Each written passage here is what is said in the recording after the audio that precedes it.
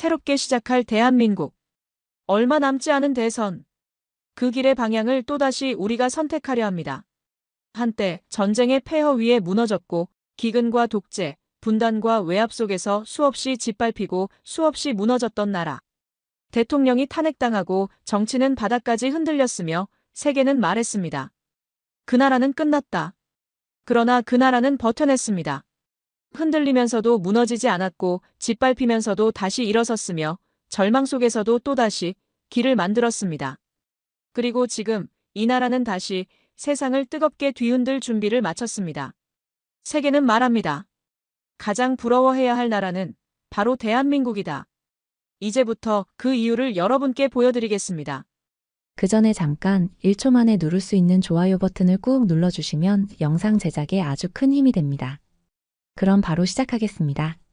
저는 하버드 대학교에서 정치경제학을 가르치는 에단 하트웰 교수입니다. 오늘도 평소처럼 국제전략학 세미나를 진행하려 했습니다. 그날의 주제는 21세기 글로벌 경쟁력의 새로운 패러다임이었죠. 강의실에는 세계 각국에서 온 학생들이 자리했어요. 미국, 독일, 프랑스, 중국, 일본 등 다양한 국적의 학생들이 저마다의 시각으로 토론에 참여하곤 했습니다. 오늘은 기존 강대국들의 패러다임을 넘어 새롭게 주목받는 국가들의 경쟁력에 대해 이야기해볼까 합니다. 제가 말을 꺼내자마자 맨 앞줄에 앉아있던 일본 유학생 타카하시 레이가 손을 들었어요. 교수님, 강의 자료에 한국이 언급되어 있는데 그런 나라가 정말 부러움의 대상이라고요. 대통령 탄핵에 정치적 혼란까지 과연 모델 케이스로 볼 수 있을까요? 타카하시의 목소리에는 조롱이 묻어 있었죠. 그의 말에 강의실 내 몇몇 학생들이 동조하듯 고개를 끄덕였습니다. 특히 미국 학생들은 맞아요. 저도 그렇게 생각해요라는 표정을 짓고 있었어요. 순간 강의실 분위기가 묘하게 변했습니다. 한국에 대한 편견이 공기 중에 떠다니는 듯했어요. 저는 그런 분위기를 느끼면서도 미소를 지었죠. 이런 순간을 기다렸거든요. 좋은 질문입니다. 타카하시 군, 맞습니다. 한국은 정치적 불안정성이 있었어요. 하지만 제가 오늘 여러분에게 보여드릴 것은 바로 그런 어려움 속에서도 놀라운 성과를 이룬 국가의 모습이죠. 저는 천천히 프레젠테이션 첫 슬라이드를 넘겼어요. 강의실 스크린에는 글로벌 경쟁력 지수가 떠올랐습니다. 여러분, 곰곰이 생각해보세요. 단 70년 전만 해도 세계에서 가장 가난한 나라 중 하나였던 국가가 오늘날 세계 10위권의 경제대국으로 성장했다면 어떨까요? 그것도 천연자원 하나 없이 말입니다. 레이첼 맥브라이드라는 미국 여학생이 의아한 표정으로 물었어요. 그게 가능한가요? 자원 없이 어떻게 그런 성장이? 그렇기 때문에 더욱 주목해야 합니다. 레이첼, 자, 그럼 이 데이터를 보시죠. 세계가 왜 놀라는지 제가 설명해 드릴게요. 저는 다음 슬라이드로 넘어갔습니다. 그리고 학생들의 눈이 일제히 휘둥그레졌어요. 화면에는 한국의 놀라운 성장 곡선이 그려져 있었거든요. 1960년대 한국의 1인당 GDP는 고작 $79였습니다. 이는 아프리카 가나보다도 낮은 수준이었죠. 그런데 지금은 어떤가요? 저는 최신 데이터를 가리켰습니다. 학생들의 시선이 그곳에 고정됐어요. 현재 한국의 1인당 GDP는 $35,000를 넘었습니다. 그것도 천연자원 하나 없이 오직 인적 자원과 기술력만으로 이룬 성과죠. 타카하시의 표정이 미묘하게 변했어요. 그는 여전히 의심스러운 눈빛이었지만 데이터 앞에서는 할 말이 없어 보였습니다. 하지만 단순히 경제적 성장만이 아닙니다. 오늘 우리가 살펴볼 것은 왜 세계 각국의 정부와 기업들이 한국의 시스템을 벤치마킹하려 하는지에 관한 겁니다. 요한이라는 독일 학생이 궁금증을 참지 못했어요. 구체적으로 어떤 분야에서 한국이 두각을 나타내고 있나요? 저는 빙그레 웃으며 다음 슬라이드를 준비했습니다. 바로 그 질문을 기다리고 있었습니다. 요한, 오늘 우리는 왜 세계가 이 작은 나라를 부러워하는지 하나씩 살펴볼 겁니다. 여러분의 편견을 깨뜨릴 준비 되셨나요? 강의실에는 호기심 어린 침묵이 감돌았어요. 타카하시의 얼굴에는 여전히 의심이 가득했지만 다른 학생들의 눈빛이 달라지기 시작했습니다. 레이첼은 필기를 시작했고 요한은 자세를 바로 했으며 클로에는 고개를 갸웃거리며 주의를 기울였죠. 이제 진짜 이야기를 시작할 시간이었습니다. 저는 다음 슬라이드를 띄우고 입을 열었어요. 첫 번째로 살펴볼 분야는 미래 모빌리티의 핵심, 전기차 산업입니다. 특히 전기차의 심장이라 할 수 있는 배터리 기술에서 한국이 어떻게 세계를 주도하고 있는지 알아보죠. 여러분은 테슬라, 폭스바겐, 현대차 같은 완성차 업체들이 경쟁하는 걸 알고 계시죠? 하지만 진정한 전기차 시대의 승자는 겉으로 보이는 차체가 아닙니다. 저는 두 번째 슬라이드를 보여주며 말했어요. 화면에는 전기차의 구조도가 나타났습니다. 전기차의 진정한 심장, 그건 바로 배터리입니다. 그리고 이 심장을 누가 쥐고 있는지 아시나요? 중국 유학생 장웨이가 자신 있게 손을 들었죠. 중국 아닌가요? CATL이 좋은 지적입니다. CATL은 물량 면에서 선두를 달리고 있어요. 하지만 기술력과 시장 가치를 종합적으로 보면 어떨까요? 저는 다음 슬라이드로 넘어갔습니다. 전 세계 전기차 배터리 시장 점유율과 기술력 평가를 보여주는 차트였어요. LG 에너지 솔루션, 삼성 SDI, SK온, 이 세 한국 기업이 전기차 배터리 시장의 핵심 기술을 장악하고 있죠. 특히 고성능 고효율 배터리 분야에서는 압도적입니다. 요한 슈나이더라는 독일 유학생이 의문을 표했어요. 그런데 왜 유럽이나 미국 기업들은 이 분야에서 뒤처진 건가요? 기술력이나 자본은 충분한데 말입니다. 날카로운 질문입니다. 그 비결은 한국 기업들의 장기적 안목에 있어요. 10년, 20년 앞을 내다보는 투자를 해왔죠. 다른 나라들이 화석연료에 집중할 때 한국은 이미 배터리에 투자하고 있었습니다. 저는 LG화학이 1990년대부터 배터리 기술에 투자해온 역사적 타임라인을 보여주었어요. 학생들의 표정이 놀라움으로 바뀌었습니다. 전기차 시장은 앞으로 더욱 커질 겁니다. 그리고 그 심장을 한국 기업들이 장악하고 있어요. 테슬라도, 폭스바겐도, BMW도 모두 한국 배터리에 의존하고 있죠. 클로에 라투르라는 프랑스 여학생이 손을 들었습니다. 하지만 프랑스와 독일도 배터리 개발에 많은 투자를 하고 있어요. 곧 따라잡을 수 있지 않을까요? 물론 가능성은 있습니다. 하지만 기술 격차가 생각보다 큽니다. 한국은 이미 차세대 전고체 배터리 상용화를 앞두고 있어요. 이걸 따라잡으려면 최소 5년은 더 필요하죠. 저는 차세대 배터리 기술 개발 현황을 담은 자료를 보여주었어요. 경쟁국들의 기술 격차가 수치로 명확하게 드러났습니다. 심장이 멈추면 차는 움직이지 않아요. 그리고 그 심장을 한국이 지배하고 있습니다. 다카하시가 불편한 표정으로 물었죠. 그렇다면 일본은 어떤가요? 우리도 배터리 기술이 좋은 질문입니다. 일본은 소형 배터리 시장에서는 여전히 강세를 보이고 있어요. 하지만 대형 배터리, 특히 전기차용 배터리 시장에서는 한국에 주도권을 내줬습니다. 파나소닉이 테슬라와 협력하고 있지만 시장 점유율은 한국 3사에 비해 절반 수준에 그치고 있죠. 그의 얼굴이 붉어졌습니다. 자존심이 상한 것 같았어요. 저는 이번에는 미국의 배터리 산업 현황을 보여주었습니다. 미국도 최근 인플레이션 감축법을 통해 배터리 산업에 대규모 투자를 시작했죠. 하지만 누구와 손을 잡았을까요? 레이첼이 손을 들었어요. 한국 기업들이요? 정확합니다. 미국 내 배터리 공장을 짓는 주요 투자자가 바로 LG 에너지 솔루션과 SK온입니다. 조지아, 테네시, 켄터키 등 미국 곳곳에 한국 기업들이 대규모 배터리 공장을 세우고 있어요. 저는 미국 내 한국 배터리 기업들의 투자 지도를 보여주었습니다. 총 투자액은 무려 300억 달러가 넘었죠. 이건 단순한 제조업 경쟁이 아닙니다. 미래 모빌리티의 핵심 기술을 누가 주도하느냐의 문제예요. 그리고 현재 그 주도권은 한국이 쥐고 있죠. 다른 중국 유학생 천이신이 궁금해했어요. 그런데 왜 하필 한국인가요?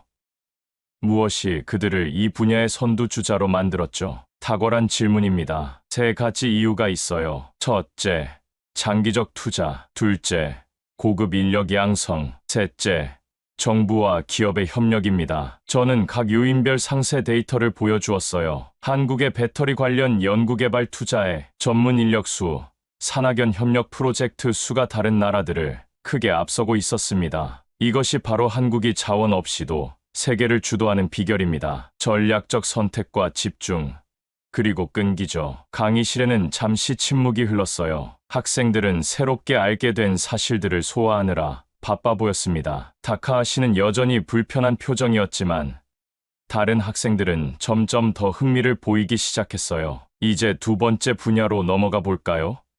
우리가 매일 마시는 것, 그런데 쉽게 간과하곤 하는 것, 무엇일까요? 레이첼이 대답했습니다. 물이요? 정확합니다. 다음은 물 한 컵의 품격에 대해 이야기해 볼게요. 여러분, 물 한 컵에 담긴 국가의 품격에 대해 생각해 본 적 있나요? 저는 새로운 슬라이드를 띄웠습니다. 그 화면에는 서울의 수돗물 브랜드 아리수가 보였어요. 아리수라는 이름을 들어보셨나요?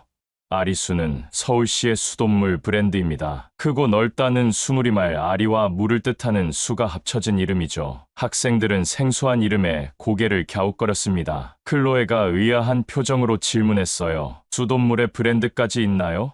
그냥 수돗물 아닌가요? 맞습니다. 수돗물입니다. 하지만 그냥이라는 단어는 적절하지 않을 거예요. 왜냐하면 세계보건기구 WHO 기준 163개 항목을 통과한 최고급 수돗물이니까요. 저는 서울시 수돗물의 품질 관리 시스템을 보여주는 영상을 재생했습니다. 취수원부터 가정까지 수돗물이 거치는 모든 과정과 실시간으로 이루어지는 수질, 검사 과정이 상세히 나와 있었어요. 서울시는 수돗물을 실시간으로 감시하는 시스템을 갖추고 있습니다. 정수장에서 가정까지 공급되는 전 과정을 24시간 모니터링하죠. 이 데이터는 실시간으로 공개됩니다. 스마트폰을 들어 아리수 앱을 보여주었어요. 앱에는 실시간 수질 정보가 투명하게 공개되어 있었습니다. 이 앱을 통해 시민 누구나 자신의 동네 수돗물 상태를 확인할 수 있어요. 문제가 생기면 즉시 알 수 있죠. 레이첼이 놀란 표정으로 물었습니다. 그럼 실제로 사람들이 그 수돗물을 마시나요? 물론입니다. 서울 시민 중 상당수가 정수기 없이 직접 수돗물을 마십니다. 끓이거나 때로는 그냥 마시기도 하죠. 다카하시가 의심스러운 눈빛으로 물었어요. 정말 안전한가요? 일본에서도 수돗물은 깨끗하지만 대부분 사람들은 직접 마시지는 않아요. 좋은 지적입니다. 왜 많은 나라에서 수돗물을 직접 마시지 않을까요? 대부분의 경우 노후된 수도관 때문이죠. 하지만 서울은 어떨까요? 저는 서울시의 수도관 교체 프로젝트에 관한 데이터를 보여주었습니다. 지난 20년간 서울시는 모든 노후 수도관을 교체했고 스테인리스 배관을 도입했어요. 서울시는 가정까지 연결되는 모든 수도관을 교체했습니다. 누수율도 세계 최저 수준이죠. 요한이 고개를 끄덕이며 말했어요. 독일도 수질 관리를 철저히 하지만 이 정도는 아닙니다. 특히 실시간 공개 시스템은 인상적이네요. 저는 이번에는 비교 데이터를 보여주었습니다. 미국 플린트 수질 사태, 일본의 노후 수도관 문제, 유럽 여러 도시의 수질 관리 시스템과 비교한 자료였어요. 2014년 미국 미시간주 플린트에서는 수도관 교체 비용을 아끼려다 오염 사태가 발생했습니다. 수많은 시민들이 건강 피해를 입었죠. 일본도 많은 지역에서 노후된 수도관 문제로 고민하고 있어요. 레이첼이 고개를 숙였습니다. 미국 사례가 불편했던 모양이었죠. 그런데 서울은 왜 이렇게 수돗물에 투자했을까요?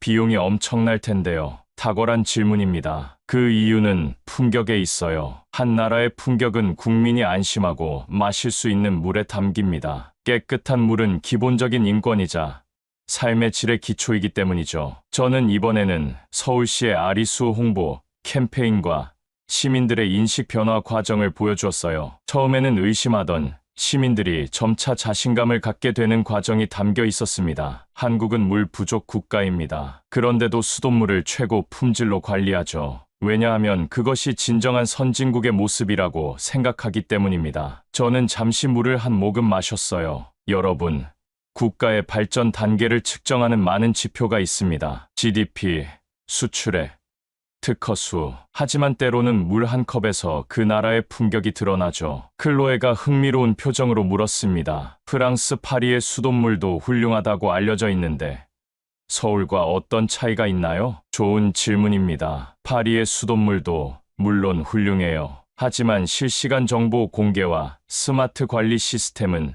서울이 한 발 앞서 있습니다. 또한 서울은 아리수 품질 확인제라는 서비스를 운영해요. 저는 아리수 품질 확인제에 관한 슬라이드를 보여주었습니다. 시민이 요청하면 전문가가 직접 가정을 방문해 무료로 수질 검사를 해주는 서비스입니다. 연간 3만 가구 이상이 이 서비스를 이용하죠. 다카하시의 표정이 조금씩 누그러지기 시작했어요. 그럼 이런 시스템이 서울만의 특별한 사례인가요? 아니면 한국 전체적으로 그런가요? 좋은 질문입니다. 서울이 가장 앞서 있지만 다른 도시들도 빠르게 따라오고 있어요. 부산, 대구, 인천 등 주요 도시들도 비슷한 시스템을 구축하고 있죠. 저는 한국 물관리 시스템의 발전 과정을 보여주는 타임라인을 띄웠습니다. 1990년대만 해도 수돗물을 직접 마시는 것은 상상하기 어려웠지만 이제는 상황이 완전히 달라져 있었어요. 여러분, 물 한 컵의 품격이 말해주는 것은 단순히 깨끗한 물이 아닙니다. 그것은 국민의 건강을 진심으로 생각하는 국가의 태도, 공공 서비스의 질, 그리고 미래를 내다보는 지혜를 보여주는 거예요. 레이첼이 생각에 잠긴 표정으로 말했습니다. 우리 집은 항상 생수를 사 마셨어요. 수돗물은 위험하다고 생각했거든요. 그런데 이렇게 관리되는 수돗물이라면 정말 놀랍네요. 이제 세 번째 주제로 넘어가겠습니다. 여러분이 매일 사용하는 스마트폰,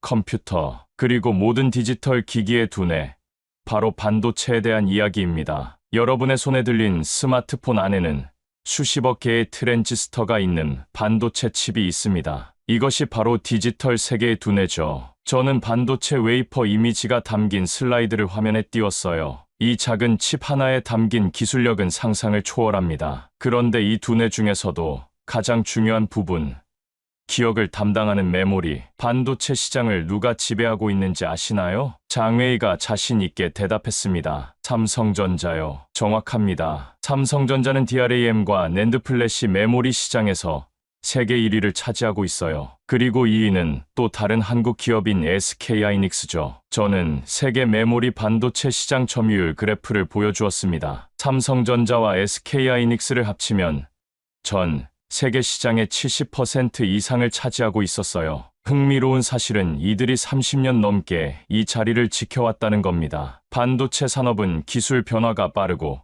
경쟁이 치열한데도 말이죠. 타카하시가 손을 들었어요. 하지만 일본도 한때 메모리 반도체 시장을 주도했었죠. 그리고 시스템 반도체는 미국이 강하고요. 좋은 지적입니다. 1980년대까지 일본은 메모리 반도체 시장을 주도했어요. 하지만 지금은 어떤가요? 저는 일본 반도체 산업의 쇠퇴를 보여주는 그래프를 띄웠습니다. 1990년대 이후 급격히 하락하는 곡선이 보였어요. 일본은 메모리 반도체 시장에서 거의 완전히 철수했습니다. 그 자리를 한국 기업들이 채워 넣었죠. 그리고 시스템 반도체 시장도 맞습니다. 애플, 퀄컴, 엔비디아 같은 미국 기업들이 설계를 주도하고 있어요. 천이신이 손을 들고 질문했습니다. 그럼 대만의 TSMC는요?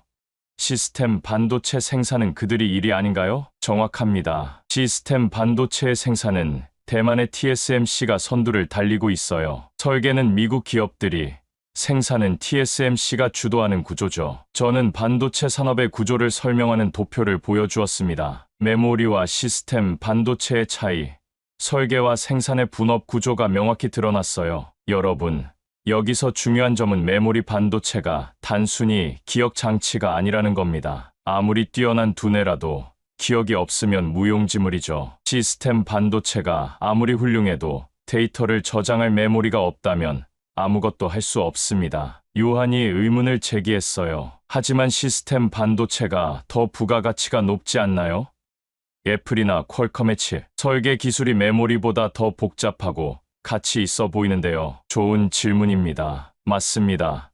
단위당 부가가치는 시스템 반도체가 더 높아요. 하지만 전체 시장 규모와 필수성을 봤을 때 메모리 반도체는 디지털 경제의 필수 인프라입니다. 저는 이번에는 한국 기업들이 메모리 반도체 시장을 어떻게 장악하게 되었는지 보여주는 역사적 자료를 띄웠어요. 1983년 삼성전자는 64K DRAM 개발에 성공했습니다. 당시 회사 규모는 일본 경쟁사의 10분의 1도 안 됐어요. 그런데도 과감하게 투자했죠. 이후 매번 경기 침체기에 경쟁사들이 투자를 줄일 때 오히려 더 많은 투자를 했습니다. 레이첼이 놀란 표정으로 물었어요. 위험하지 않았나요?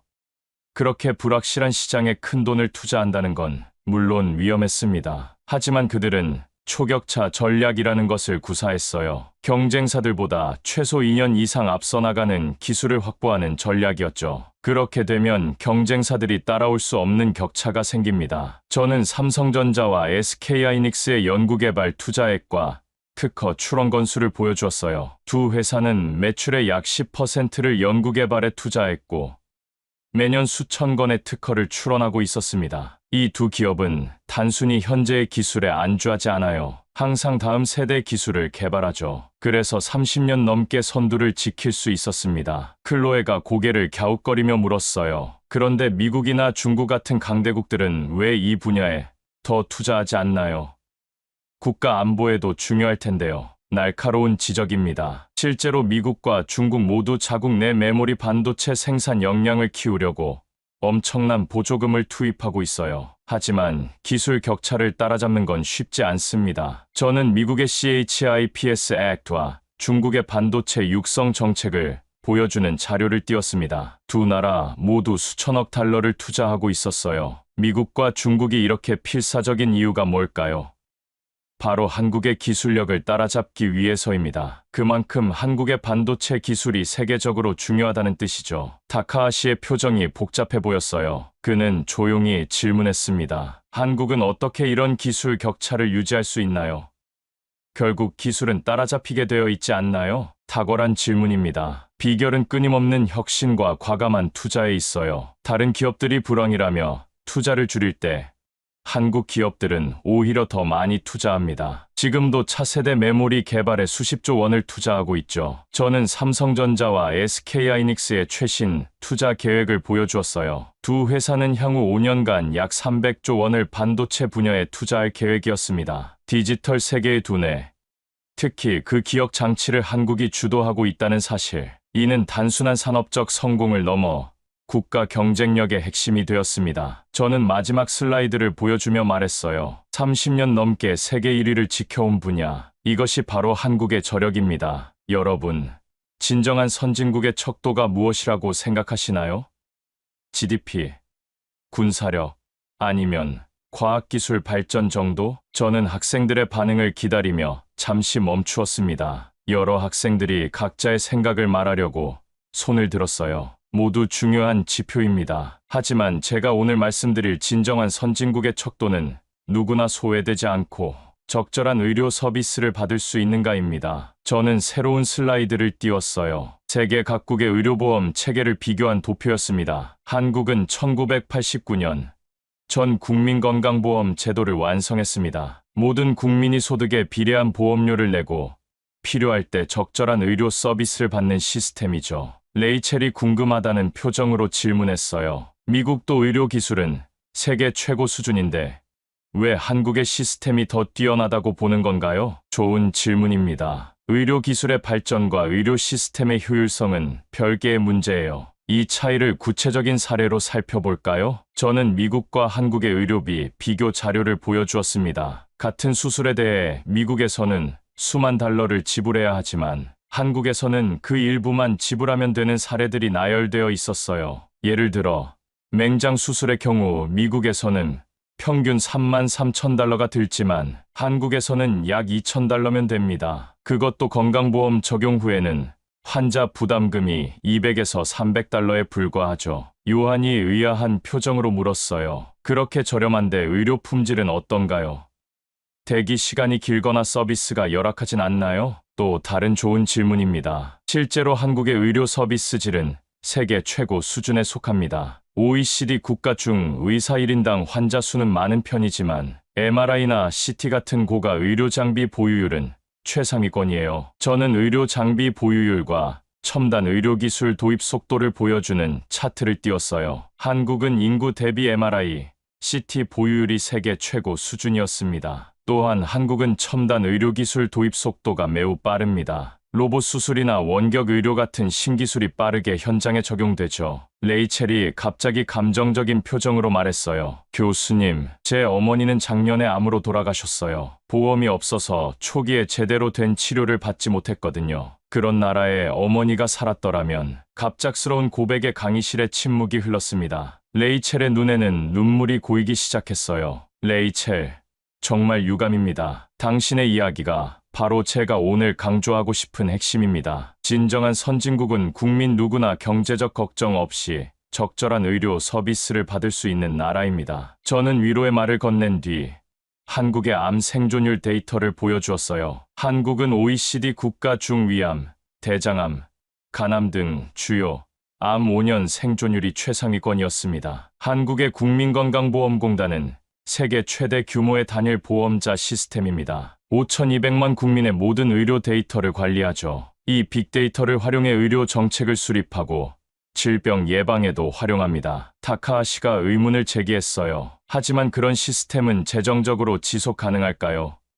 일본도 전국민 의료보험 제도가 있지만 고령화로 인해 재정 부담이 커지고 있거든요. 매우 중요한 지적입니다. 한국도 같은, 아니 더 심각한 고령화 문제를 겪고 있어요. 하지만 몇 가지 특별한 접근법으로 이 문제에 대응하고 있습니다. 저는 한국의 의료 시스템 지속 가능성 관련 정책을 보여주었어요. 디지털 헬스케어 도입, 예방 중심 의료, 체계로의 전환, 의료 자원 최적화 등 다양한 노력이 담겨 있었습니다. 특히 한국은 디지털 헬스케어 분야에 적극 투자하고 있어요. 원격 진료, 인공지능 진단, 개인 맞춤형 건강관리 등을 통해 의료 서비스의 효율성을 높이고 있죠. 클로에가 손을 들었습니다. 프랑스도 좋은 의료 시스템을 가지고 있다고 생각했는데 한국과는 어떤 차이가 있나요? 프랑스도 훌륭한 의료 시스템을 갖추고 있어요. 실제로 WHO 평가에서도 상위권에 랭크되어 있죠. 차이점이라면 한국의 시스템이 좀 더 디지털화되어 있고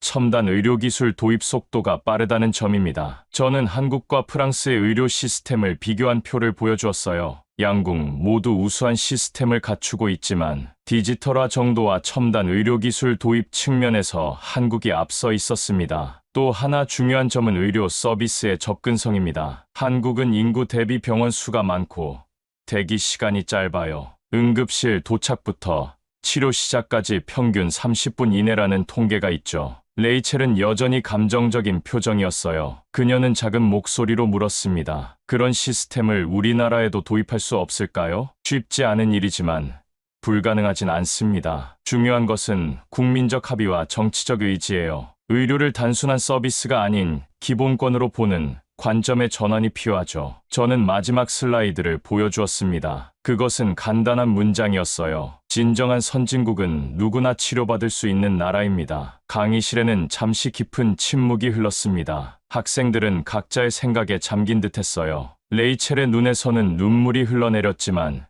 그녀는 고개를 끄덕이며 저를 바라보았습니다. 이제 다음 주제로 넘어가 볼까요?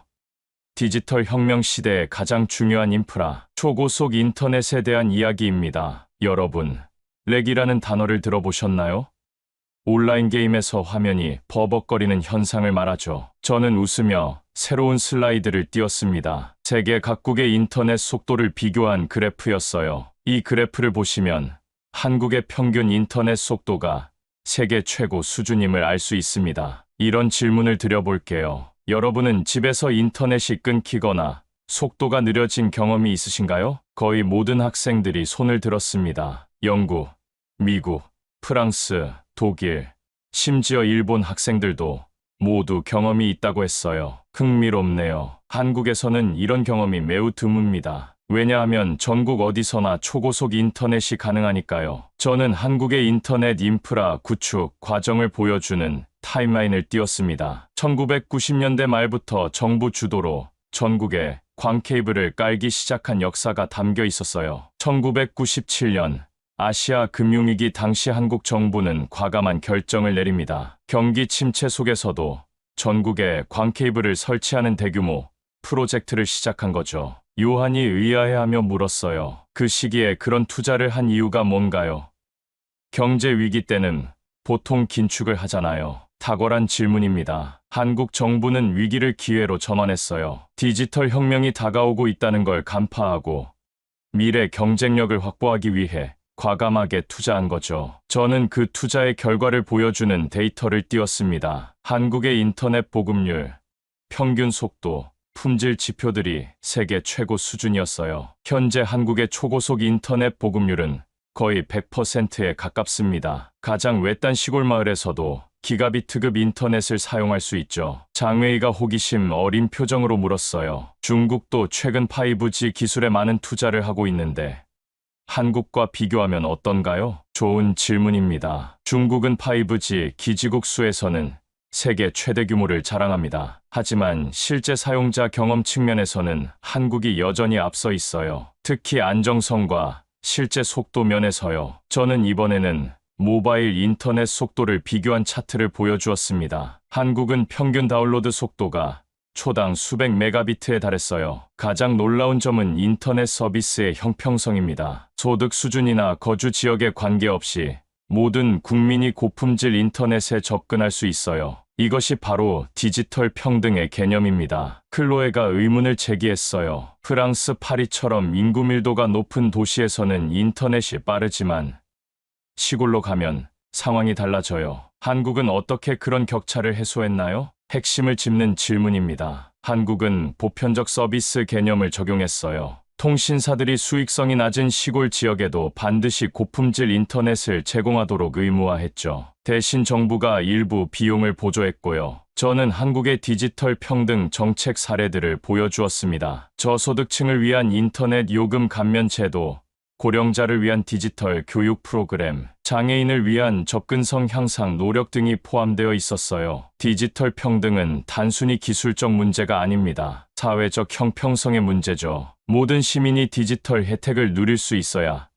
진정한 디지털 선진국이라고 할 수 있습니다. 레이첼이 감탄하며 말했어요. 저희 집은 시카고 교외인데도 인터넷이 자주 끊겨요. 더 빠른 서비스를 원하면 추가 비용을 내야 하고요. 모든 사람이 좋은 인터넷을 쓸 수 있다는 건 정말 대단한 일인 것 같아요. 맞습니다. 그리고 이런 디지털 인프라가 가져온 또 다른 혜택이 있습니다. 저는 한국의 디지털 정부 서비스 사례를 보여주었어요. 거의 모든 행정 업무를 온라인으로 처리할 수 있는 시스템이 구축되어 있었습니다. 한국에서는 대부분의 행정 업무를 스마트폰으로 처리할 수 있습니다. 주민등록등본 발급부터 세금 납부까지 관공서에 직접 갈 필요가 거의 없죠. 타카하시가 의문을 표했어요. 일본도 기술 강국인데 왜 행정 디지털화는 뒤처져 있을까요? 좋은 질문입니다. 기술적 역량과 실제 적용은 별개의 문제죠. 이는 사회 시스템과 문화적 요인에 크게 영향을 받습니다. 한국은 빨리빨리 문화와 함께 새로운 기술을 빠르게 수용하는 문화가 있어요. 저는 또 다른 흥미로운 사례를 보여주었습니다. 서울 지하철 내 모바일 서비스 품질 측정 결과였어요. 서울 지하철 어디에서도 끊김없이 고화질 동영상을 시청할 수 있고 화상통화도 가능합니다. 심지어 지하 수십 미터 깊이에서도 말이죠. 요한이 놀란 표정으로 말했어요. 베를린 지하철에서는 가끔 메시지조차 보내기 어려울 때가 있어요. 지하에서 화상통화라니 상상이 안 됩니다. 바로 그겁니다. 한국의 디지털 인프라는 언제 어디서나 연결되어 있어요. 이런 끊김없는 연결성이 새로운 서비스와 비즈니스 모델을 창출합니다. 저는 한국의 초연결 사회가 만들어낸 새로운 비즈니스 모델들을 소개했습니다. 배달앱, 모빌리티 서비스, 원격 의료, 실시간 번역 서비스 등 다양한 사례들이었어요. 여러분, 단순히 인터넷이 빠르다는 게 무슨 의미일까요? 그것은 새로운 가능성의 세계가 열린다는 뜻입니다. 지하철에서도 렉 없이 화상회의에 참여할 수 있다면 우리의 일하는 방식과 삶의 방식이 완전히 달라지는 거죠. 클로에가 감탄하며 말했어요. 정말 부럽네요. 파리에서도 일부 지역은 아직 인터넷 속도가 느린데 서울 지하철에서는 통화도 됩니다. 그것이 한국의 디지털 평등입니다. 이제 우리는 또 다른 중요한 주제로 넘어가 볼까요?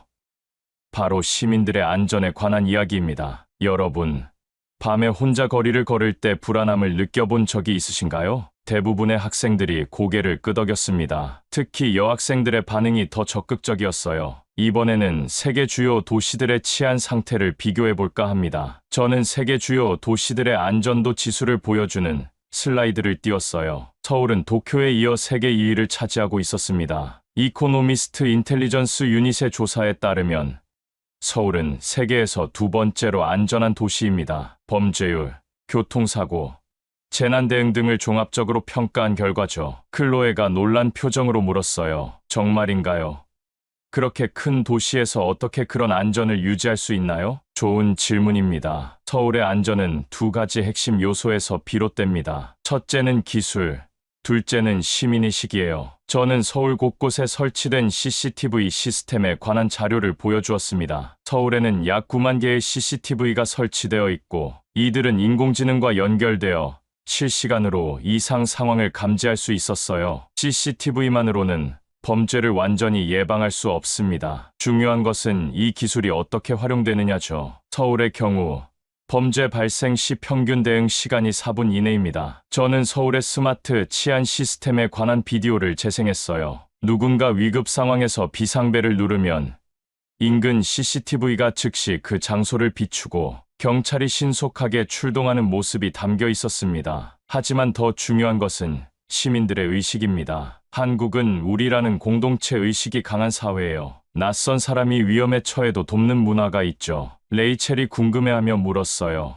미국에서는 밤에 스마트폰을 들고 다니는 것이 위험할 수 있어요. 강도를 당할 수도 있거든요. 서울은 어떤가요? 서울에서는 밤늦게 스마트폰을 들고 거리를 걸어도 크게 위험하지 않습니다. 물론 100% 안전하다는 뜻은 아니지만 강도나 절도 같은 범죄 발생률이 매우 낮아요. 저는 OECD 국가들의 1인당 강력범죄 발생률을 비교한 차트를 보여주었습니다. 한국은 최하위권에 있었어요. 실제로 많은 외국인 여행자들이 서울의 안전함에 놀랍니다. 밤 12시가 넘어도 여성들이 혼자 대중교통을 이용하거나 거리를 걷는 모습을 볼 수 있죠. 타카하시가 손을 들고 말했어요. 도쿄도 매우 안전한 도시로 알려져 있습니다. 서울과 도쿄의 차이점이 있다면 무엇인가요? 좋은 지적입니다. 도쿄와 서울은 모두 세계 최고 수준의 안전한 도시예요. 두 도시의 공통점은 시민의식과 효율적인 치안 시스템이죠. 차이점이라면 서울은 최신 기술 활용 측면에서 약간 앞서 있다고 볼 수 있습니다. 저는 서울의 스마트 안전 시스템을 더 자세히 소개했어요. 여성 안심귀가 서비스, 스마트 가로 등 사물 인터넷 기반 안전망 등 다양한 혁신 사례들이었습니다. 서울의 여성 안심귀가 서비스는 특히 주목할 만합니다. 늦은 밤 여성이 혼자 귀가할 때 안심귀가, 도우미가 함께 동행해주는 서비스죠. 이용자는 앱을 통해 간편하게 신청할 수 있어요. 클로에가 감동한 듯 물었어요. 그런 서비스가 무료인가요? 네, 완전 무료입니다. 이것이 바로 시민의 안전은 기본권이라는 한국 사회의 인식을 보여주는 사례죠. 저는 안심이 앱에 대한 정보도 보여주었습니다. 이 앱은 위급 상황에서 흔들기만 해도 자동으로 경찰에 신고되고 GPS 위치가 전송되는 시스템이었어요. 여기서 중요한 점은 이런 시스템들이 실제로 효과를 발휘하려면 시민들의 참여와 신뢰가 필수적이라는 겁니다. 한국에서는 이런 공공 서비스에 대한 시민들의 신뢰도가 높아요. 요한이 의문을 제기했어요. 그런데 CCTV가 너무 많으면 프라이버시 침해 우려도 있지 않나요? 매우 중요한 지적입니다. 한국도 초기에는 그런 우려가 많았어요. 하지만 CCTV 설치와 운영에 관한 엄격한 규정을 마련했죠. 무분별한 감시가 아닌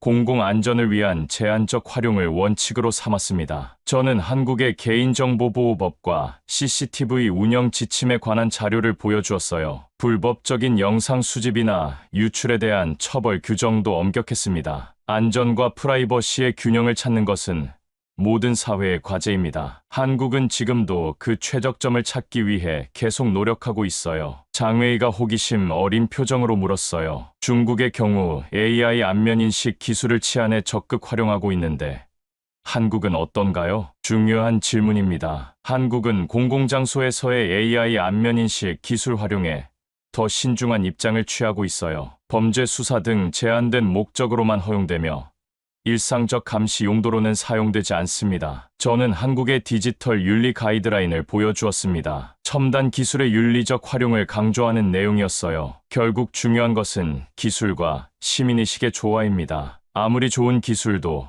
시민들의 참여와 신뢰가 없다면 효과를 발휘할 수 없어요. 클로에가 다시 한번 질문했어요. 정말 밤에 스마트폰을 들고 걸어도 된다고요? 파리에서는 상상하기 어려운 일이에요. 네. 그렇습니다. 물론 100% 안전하다고 장담할 수는 없지만 서울은 그만큼 안전한 도시예요. 한국은 시스템이 시민을 지키고 시민이 서로를 지키는 나라입니다. 저는 마지막 슬라이드를 보여주었어요. 밤 늦게도 밝게 빛나는 서울의 거리와 안전하게 거닐고 있는 시민들의 모습이었습니다. 이러한 안전은 경제적 가치로도 환산됩니다. 수문의 시간 경제가 가능해지고 야간 관광도 활성화되죠. 안전은 단순한 삶의 질 문제를 넘어 국가 경쟁력의 중요한 요소입니다. 학생들은 감탄하는 표정이었습니다. 특히 여학생들의 눈빛이 달라진 것이 느껴졌어요. 이제 우리의 마지막 주제로 넘어가겠습니다. 시간까지 지배한 나라, 한국의 교통 시스템에 대한 이야기입니다. 여러분, 시간은 돈이라는 말을 들어보셨죠? 오늘 마지막 주제는 시간을 어떻게 지배하는지에 관한 이야기입니다. 저는 한국의 고속철도 KTX와 SRT 이미지가 담긴 슬라이드를 띄웠어요. 한국의 KTX와 SRT는 서울에서 부산까지 2시간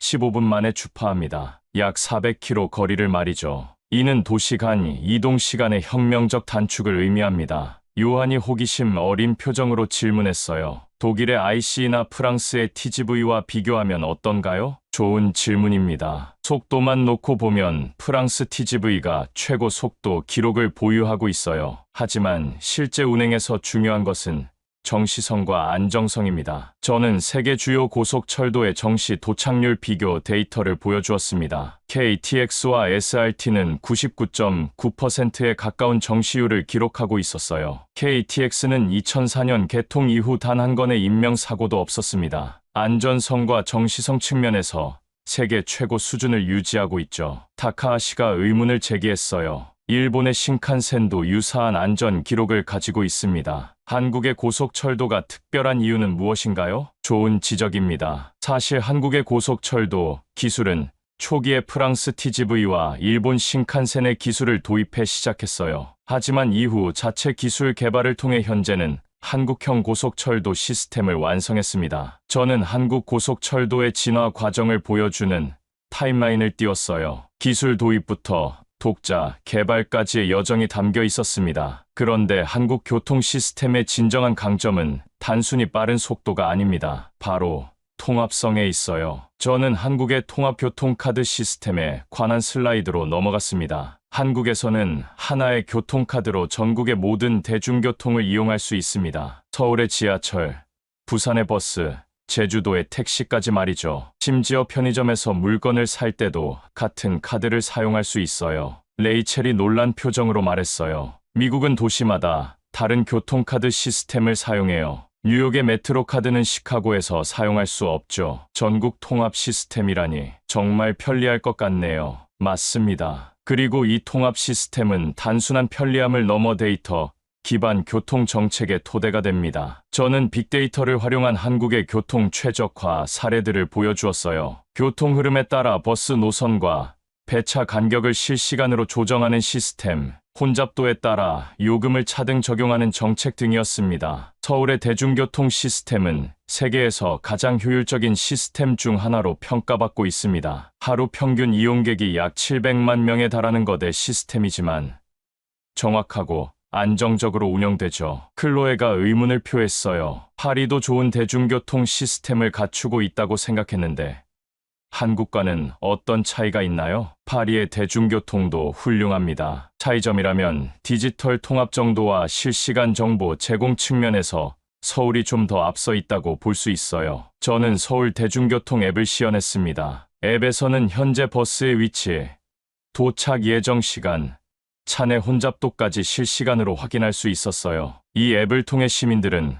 가장 빠른 경로를 선택할 수 있고 교통당국은 실시간 데이터를 수집해 서비스를 개선합니다. 이런 선순환이 가능한 이유는 앞서 말씀드린 디지털 인프라가 있기 때문이죠. 장웨이가 궁금해하며 물었어요. 중국도 최근 고속철도망을 크게 확장했는데 한국과 어떤 차이가 있나요? 중국의 고속철도망은 규모 면에서 세계 최대입니다. 그러나 한국의 강점은 높은 인구 밀도를 활용한 효율적인 네트워크 구축에 있어요. 상대적으로 작은 국토에 최적화된 교통 시스템을 구축했죠. 저는 국토 면적 대비 고속철도 길이와 인구, 접근성을 비교한 차트를 보여주었습니다. 한국은 국토 크기에 비해 매우 효율적인 네트워크를 갖추고 있었어요. 또 하나 주목할 점은 이동 시간의 예측 가능성입니다. 한국에서는 교통 지연이 거의 없어 시간 계획을 정확히 세울 수 있어요. 이는 사회 전체의 효율성을 높이는 요소죠. 레이첼이 한숨을 쉬며 말했어요. 미국은 꿈도 못 꿔요. 암트랙은 항상 지연되고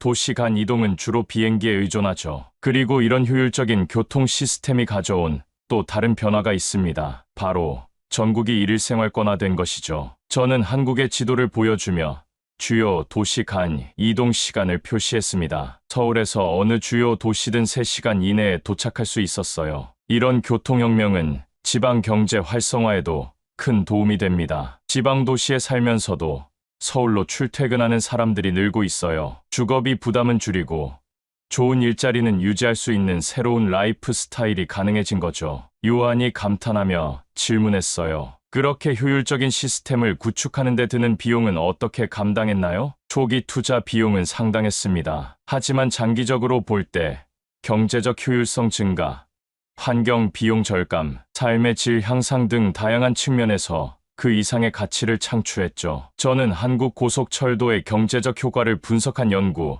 결과를 보여주었어요. 연간 수십조 원의 경제적 효과가 발생하는 것으로 나타났습니다. 대한민국은 시간을 돈처럼 쓰는 나라입니다. 그래서 세계가 부러워할 수밖에 없습니다. 강의실에는 잠시 침묵이 흘렀어요. 8개의 주제를 통해 본 한국의 모습은 학생들의 기존 인식을 많이 바꿔놓은 것 같았습니다. 자, 이제 우리의 여정을 마무리할 시간입니다. 오늘 우리는 왜 세계가 이 작은 나라를 부러워하는지 함께 살펴봤습니다. 저는 마지막 슬라이드를 띄웠어요. 거기에는 간단한 문장이 적혀 있었습니다. 이 나라는 한때 세계에서 가장 가난한 나라였습니다. 그러나 그들은 다시 일어났습니다. 그리고 지금 세계는 그들을 이렇게 부릅니다. 대한민국. 강의실은 완전한 침묵에 잠겼다가 갑자기 기립박수가 터져 나왔어요. 놀랍게도 맨 앞줄에 앉아있던 타카하시 레이마저도 고개를 숙이고 박수를 치고 있었습니다. 저는 미소를 지으며 강단에서 내려왔습니다. 오늘의 강의가 학생들에게 단순한 지식 전달을 넘어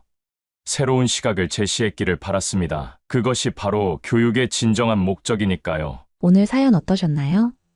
이 작은 나라는 한때 아무도 주목하지 않았습니다. 가진 것도 알려진 것도 없었습니다. 하지만 이제 세계는 대한민국을 이렇게 부릅니다. 배터리의 심장, 세계의 두뇌, 신뢰의 상징, 그리고 사람이 먼저인 나라라고요. 우리는 지금 단지 빠른 인터넷을 가진 나라를 넘어서 모두가 함께 앞으로 나아가는 나라를 보고 있습니다. 기술보다 따뜻한 손길, 건물보다 단단한 신뢰, 속도보다 소중한 가치. 이 모든 걸 갖춘 나라. 그곳이 바로 대한민국입니다. 전 세계가 지금 한국을 부러워합니다. 흐름을 따르던 나라에서 흐름을 바꾸는 나라로. 한국이 없으면 세계가 멈춥니다. 오늘의 사연은 여기까지입니다. 지금까지 감동테라스 저는 소희였습니다. 오늘도 우리 구독자님들의 가정에 따뜻한 행복이 가득하시길 진심으로 바라겠습니다. 긴 영상 끝까지 시청해주셔서 정말 감사합니다. 내일 더 좋은 이야기로 찾아뵙겠습니다. 감사합니다.